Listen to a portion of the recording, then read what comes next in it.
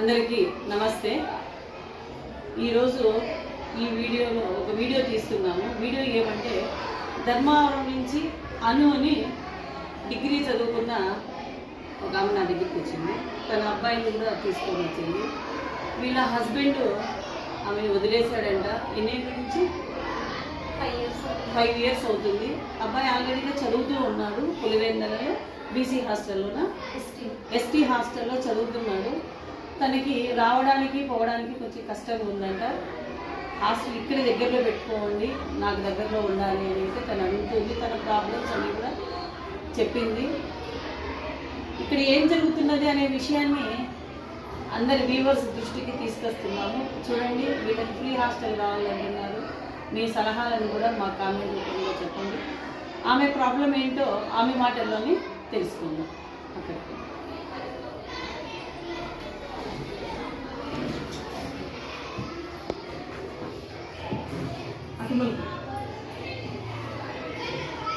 గట్టిగా చెప్పి కొంచెం మీకు వాయిస్ వస్తుంది.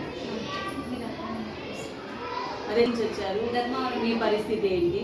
ధర్మవరం నుంచి వచ్చినాము. ఇక్కడ స్కూల్లో ఇక్కడ చేర్పించాలనేసి ఇప్పుడు చాలామంది అన్నారు. కొన్ని తత్కాలంలో వాళ్ళకి తత్కాలం అన్నారు. కోమత లేని వాళ్ళు ఇక్కడ చేర్పించి వాళ్ళు ఉండి సాయిబాబు చదివిస్తున్నారని తెలిసి ఇక్కడ చేర్పించడానికి నా కొడుకుని తీసుకుని వచ్చినాను. నాకు ఇంటి పరిస్థితుల్లో మేము మ్యారేజ్ అయ్యి 12 years అయింది. మమ్మల్ని విడిచిపెట్టి అక్కడ కొన్ని ఫ్యామిలీ డిసైడ్ చాలా గొడవలయ్యి మేమిద్దరేం నేను నా కొడుకునే ఉంటున్నాము. నా కొడుకుని ఇక్కడ మంచిగా చదివించుకుంటూ ఇక్కడ చేర్పిస్తే నాకు అనుకూలంగా ఉంటుంది. మంచి చదువు, మంచి భవిష్యత్తు బాగుంటుంది అనేసి నా ఉద్దేశంతో మేడం దగ్గర వచ్చినాను. దయచేసి నాకు సీటు కల్పించండి, ఏర్పాటు చేయమనేసి కోరుకుంటున్నాను. వీళ్ళిద్దరు అనాథులే. మాకు ఎవరు అంటలేదు. మాకు ఎవరో ఒకరు సాయం చేసే వాళ్ళు ఎవరూ లేరు. మా కష్టంతో నేను బ్రతుకుతున్నాను. ఏదో చిన్న స్కూల్లో నేను పని చేసుకుంటూ నేను నా కొడుకున జీవనము కొనసాగుతుంది. ఇంకా పై చదువులో చదివించాలంటే నాకు కొంచెం చాలా కష్టంగా ఉంటుంది. ఇక్కడైతే 10th వరకైనా నా కొడుకుని బాగా చేర్పిస్తారు, బాగా చదివిస్తారనే ఉద్దేశంతో నేను ఇక్కడ వచ్చినాను. నేను రిక్వెస్ట్ చేస్తున్నాను మేడంతో. మా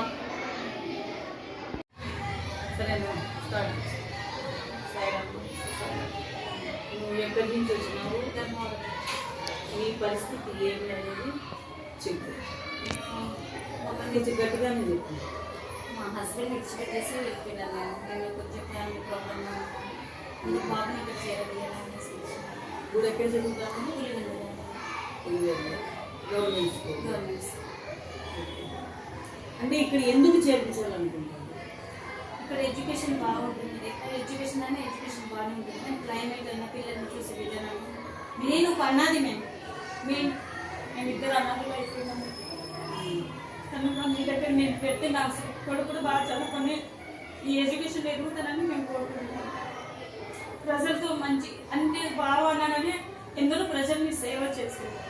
ఆ మనస్వతంతోనే అక్కడే క్రమశిక్షణగా చదువుకుంటూ నా కొడుకు కూడా అలాగే ఫాలో అవ్వాలనేసి ఆ ఉద్దేశంతో నేను ఇక్కడ చదివించాలని కోరుతున్నాను. వాళ్ళ నాన్న గురించి మమ్మల్ని వదిలేసిన తర్వాత మరి ఏం చేయగలం? పట్టించుకునేది లేదు. మేము కనీసం మాటలు లేవు, చూపులు లేవు, పైసలు అయితే ఎక్కడ ఇవ్వగలము? నేను కష్టపడుతూ నా కొడుకు కోసమే నేను బ్రతుకుతున్నాను. నా కొడుకుని చదివించాలి. నేను ఒక తల్లి ఒకటి ఉండాలి కదా. నేను పైసలు లేకపోయినా ఒక తల్లి ఒక అండగా ఉంటేనే నా కొడుకు తల్లి అయితే ఉండాలి. ఇంకా తల్లి లేని లోటు చాలా కష్టం. ఇప్పటికీ నా కొడుకు ఏమైనా అవ్వతాతలు ఉన్నా కూడా వాళ్ళు ఏం చూసేది లేదు, మాట్లాడించేది లేదు, ఏం చేసేది లేదు. వీళ్ళు ఎన్ని వెళ్ళింది 12 years అవుతుంది. 12 years అవుతుంది.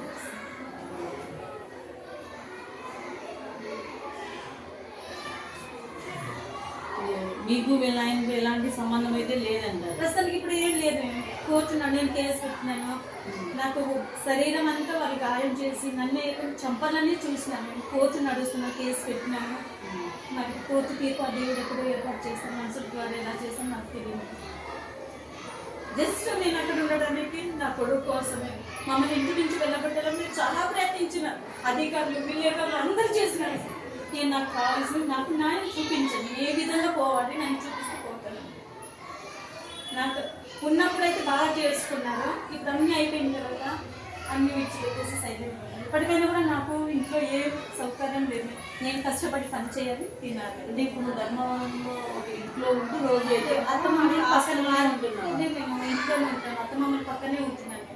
నాకు దారి చూపిస్తే నేను వెళ్ళిపోతాను అనేసి అని చెప్పినా కూడా వాళ్ళు ఓకే, అత్త మామ ఇంట్లోనే ఉన్నావా? పక్కనే ఉంటాను. వాళ్ళతో పాటు ఉన్నావు. వాళ్ళతో పాటు ఉన్నాను.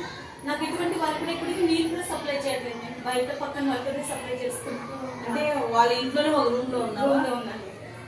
సపరేట్ రూమ్, సపరేట్ 3 పోర్షన్స్ ఉన్నాయి, సపరేట్ సపరేట్ ఉన్నాయి. నేను ఒక రూమ్లో నేను ఉన్నాను. అవునులే, దూరంగా ఉండకూడదు. నేను అక్కడే ఉండాలండి, దూరంగా ఉంటే ఎన్నో అవమానాలు ఇప్పటికీ చాలా నేను భరించలేకపోతున్నాను. ఇంకా పక్కన ఉంటే ఇంకా దాన్ని తట్టుకోలేదు అన్న చెప్పాను.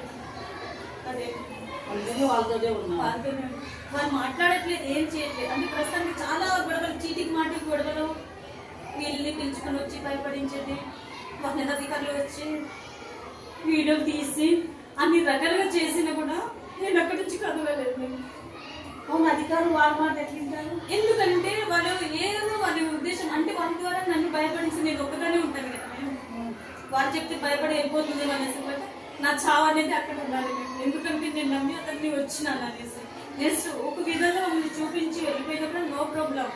నా కొడుకు నేను అందరూ దారి చూపిస్తే దానికి వేరే. వాళ్ళు ఎన్నోసార్లు చీటింగ్ మాటిగా ఎన్నిసార్లు తిరిగినా మేము, నాకు ఎక్కడ న్యాయం జరగలేదు, ఎక్కడ న్యాయం జరగలేదు.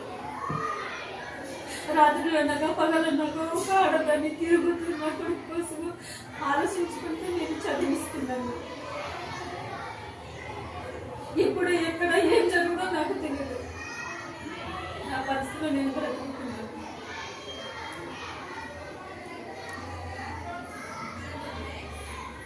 అందుకే నా సలహా ఏంటంటే ఈ 5 months అక్కడ కంటిన్యూ చేసేది. మీరు ఎలా చెప్తే జూన్కు ఏదో ఒకటి ఆలోచన చేస్తాను. ఖచ్చితంగా చూస్తాను. ఇంకొక 5 నెలలు ఉందంతే. ఇప్పుడు మధ్యలో అమ్మఒడి అవన్నీ ఉంటాయి కదా, ఆడే కంటిన్యూ చేసేస్తే జూన్కి ఏదో ఒకటి చేద్దాం. నీ ఫోన్ నెంబర్ కూడా తీసుకుంటాను, నేను కాల్ చేస్తాను. ఎందుకంటే మేము ఒక 5 మంది ఉన్నాము, నువ్వు ఫ్రీ హాస్టల్ అడుగుతున్నావు కాబట్టి ఆలోచన చేసి ఒక నిర్ణయం అనేది తీసుకోవాలి. నేను అవదాన్నే కాదు కదా, ఎందుకంటే ఆ తర్వాత ఒకసారి నేను మీతో కమిట్ అయిపోతే మళ్ళీ మధ్యలో డబ్బులు అడగడానికి ఉండదు. ఫ్రీ అంటే ఫ్రీనే, డబ్బులు అంటే డబ్బులే. కాబట్టి ఆలోచన చేసుకొని ఏం చేయాలనేది దాన్ని బట్టి నీకు నేను మళ్ళీ కూడా కాల్ చేస్తాను. కాల్ చేసి ఏమి అనేది దాన్ని బట్టి నీకు నేను మళ్ళీ కూడా ఇప్పుడు మీకు బుక్స్ అన్నీ ఇచ్చేసినారా? ఇచ్చిన. నీ పేరు ఏం పేరు? నాన్న భీమను. బాగా చదువుతావా? తెలుగు మీడియమా ఇంగ్లీష్ మీడియమా? గట్టిగా చెప్పు, గట్టిగా చెప్పు. మేమో బాగా చూస్తున్నావు కదా, కాబట్టి నువ్వు బాగా కష్టపడి చదివి పెద్దోడయ్యి ఒక ఆఫీస్ వెళ్ళి మీ అమ్మని చూసుకోవాలి. అర్థమవుతాను. ఇప్పుడు మీ డాడీ మీ మమ్మీకి ఎంత కష్టం పెట్టినావు చూసినావు కదా, అది దృష్టిలో పెట్టుకొని మేము చదవాలి. చదువుకొని ఒకవేళ ఈ మధ్యలోనే మేము చేయగలము అంటే ఏమే ఇప్పుడు స్వామి అనుగ్రహం ఏదైనా సెలవు ఇచ్చినాడు అనుకో, నీకు వెంటనే నేను కాల్ చేస్తాను. నేనే కాల్ చేసి తీసుకొని రమ్మని చెప్తా. లేదు మాకు కొంచెం టైం కావాలా జూన్ వరకు, అప్పుడైనా నేను నీకు మళ్ళీ కాల్ చేస్తాను. ఎందుకు కాల్ చేస్తాను? ఒకవేళ నువ్వు కూడా ఇక్కడికి వచ్చేయమంటే వచ్చేస్తావా? వస్తాను, నేను అప్ అండ్ డౌన్ చేస్తాను. మా ఇంటి నుంచి అప్ అండ్ డౌన్ కాదు, ఎందుకంటే నేను సపరేట్గా ఉన్నాను. అప్ అండ్ డౌన్ నేను ఇంటికాడ ధర్మావరం నుంచి నువ్వు వచ్చుకోవాలంటే రోజుకు 100 రూపాయలు నీకు ఛార్జ్ అవుతుంది. 50 రూపాయలు ఛార్జ్ ధర్మావరం. మంచిగా 120 రూపాయలు అయిపోతుంది.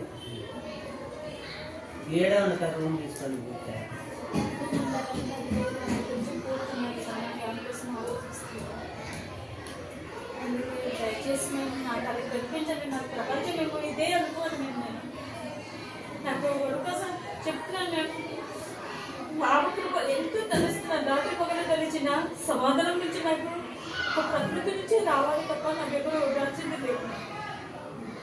ఇప్పుడు ఆడెట్లా చేయాలి? ఇలాగే పంచాయతీల కోసం విన్నాను మేము. పులిందల అదే మేము పంచాయతీల కోసం ఎక్కడైతే న్యాయం దొరుకుతుంది, ఎక్కడైతే నేను సమాధానం దొరుకుతుంది అనేసి నాకు క్రియేషన్ అనేది తెలియదు. మేము పులిందలు ఎట్లా అప్లై చేసుకున్నావు? అప్లై చేయలేదు మేము. జస్ట్ ఇలా పెద్ద అన్న మాదిరి తీసుకొని పేరెంట్స్ మా నాన్న అట్లా అంటే పెద్ద పంచాయతీలు ఇలా చేపిస్తారు. అక్కడ పోయిన తర్వాత ఫస్ట్ స్టార్టింగ్లోనే అప్పటికి సెకండ్ క్లాస్ కూడా చదువుకోలేదు, థర్డ్ క్లాస్ నుంచి తీసుకున్నాను. అలాగే ఎస్సీ ఎస్టీ కడుతున్నారు స్కూల్స్. పెద్దయినాక చైర్మన్గా ఉన్నారు. దాంట్లో నాకు ఇప్పుడైతే ఆధారు, బియ్యం కార్డు మీకు అన్నీ ఉన్నాయి.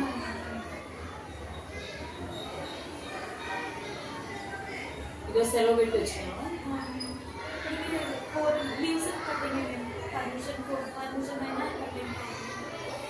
ఓకే, కటింగ్ చేసేస్తారు సార్. వాళ్ళ పాట మనం చేసుకోవాల్సింది. ఇంకా నాకు వచ్చేది తక్కువ, దాంతోనే నేను తృప్తిగా ఉన్నాను. ఇంకేం చేస్తాను? ఇప్పుడు వచ్చే శాలరీస్తోనే నువ్వు ఉన్నావు. అవును, ఇల్లు అయితే మీ అత్త వాళ్ళది ఉంది. వీళ్ళతో వాళ్ళు ఖాళీ చేసి వాళ్ళ బాడీకి ఇవ్వాలనేసి మళ్ళీ ఒకరే టార్చర్ పెట్టుకుని నాకు నుంచి కదలట్లేదు. అందుకని కదలద్దు, న్యాయం జరిగేదో కాడే అదే అనేసి మేము దానికోసం అప్ అండ్ డౌన్ అవుతున్నాం. మీ ఆయనకి ఎంతమంది అన్నదండి? ఇద్దరు. నీ పేరేమన్నా? నాకు సర్టిఫికెట్లో ధన్యవాదాలు. మేము అన్నీ ఇక్కడ మార్చేస్తున్నారు. అన్నీ ఇక్కడ మార్చేస్తున్నారు. పేరు, ఊరు, జిల్లాలు అన్నీ అయిపోయినాయి. ఎందుకంటే మార్చుకున్నాను చెప్పినాను, మా అమ్మతో కూడా చెప్పినాను, మా హస్బెండ్ కూడా చెప్పినాను మార్చవుతారు. ఈ సర్టిఫికెట్ ఏముంది? సర్టిఫికెట్ ధన్యవాదాలు. ఇప్పుడు అబ్బాయి దాంట్లో కూడా రాస్తారు కదా టీసీలో. తీసుకుని మాకే ఉండదు. ఎందుకు ఉండదు? ఇప్పుడు ఉంటుంది. ఇప్పుడు ఇచ్చే ప్రతి టీసీలో కూడా ఫస్ట్ తల్లి పేరే, తర్వాత లాస్ట్ తండ్రి పేరు. మంచిది, నేను ఆ దేవుడు అలాగైనా నిర్ణయించండి. ఏది లేదు, ఇప్పుడు ప్రతి టీసీలో కూడా అబ్బాయి పేరు రాసిన తర్వాత తల్లి పేరు రాస్తారు. మళ్ళీ caste, Aadhaar, ID card last లో తండ్రి పేరు వస్తుంది. ఇద్దరు పేర్లు ఉంటాయి. అప్పుడు నీ సర్నేమ్ కూడా వీళ్ళదే పెట్టేసుకున్నావా? తండ్రి పేరు, నీ ఇంటి పేరు కూడా? లేదు, వీళ్ళ ఇంటి పేరు, వాళ్ళ ఇంటి పేరు. నా దేవుడు అంటే నేను సీనియర్ నా ఇంటి పేరు లేదు, నా పేరే లేదు, తండ్రి పేరు. అదే కొంచెం సమయం ఇది మాకు. నీకు నేను మళ్ళీ కూడా కాల్ చేస్తాను, ఫోన్ నెంబర్ కూడా తీసుకుంటాను.